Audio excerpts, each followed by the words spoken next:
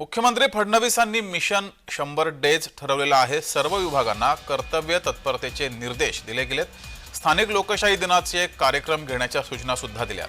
तर फडणवीस यांनी दुसरी टर्म सुरू करताना महाराष्ट्र आता थांबणार नाही अशी घोषणा केली। त्यानंतर त्यांनी सर्व विभागांच्या बैठका लावून पुढील 100 दिवसांच्या कार्यक्रमाचे निर्देश दिलेत।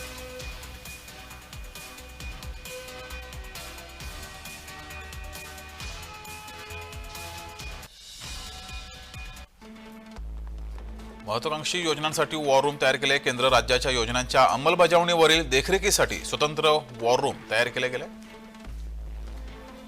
प्रशासकीय कामांसाठी तंत्रज्ञानाचा अधिकाधिक वापर करण्यात यावा अशा सूचना दिल्या। प्रत्येक खात्याने पुढील 100 दिवसांसाठीचा कार्यक्रम सादर करण्याचे निर्देश दिलेत। ईज ऑफ लिव्हिंगवर सर्वाधिक भर देण्यात यावा। माहिती अधिकारातला तपशील 26 जानेवारीपर्यंत शासकीय संकेतस्थळावर उपलब्ध करून द्यावा असं सुद्धा म्हटलं गेलंय। केंद्र सरकारशी अधिक समन्वय आणि पाठपुराव्यासाठी नवी दिल्लीतील महाराष्ट्र सदनात स्वतंत्र कक्ष स्थापन केलं जात आहे।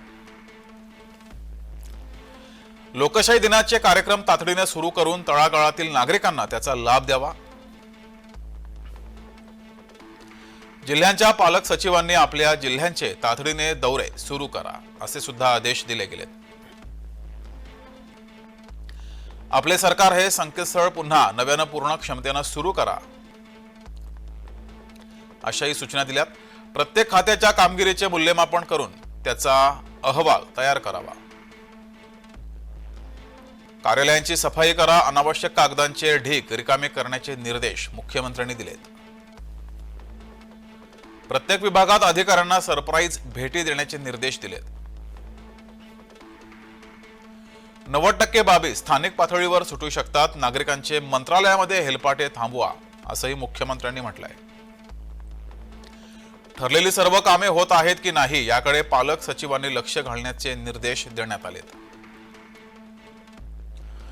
महायुती सरकारच्या नव्या सरकारमधील प्रत्येक मंत्र्यांनी त्यांचा 100 दिवसांचा कार्य अहवाल करण्याचे निर्देश मुख्यमंत्र्यांनी दिले असून त्यांनी ठरवून दिलेल्या आराखड्यानुसारच काम करण्याचे निर्देश फडणवीस यांनी दिले आहेत। तशाच पद्धतीने फडणवीसांच्या मंत्रिमंडळातील मंत्र्यांनी कामाला सुरुवात केली आहे। ब्युरो रिपोर्ट, जय महाराष्ट्र।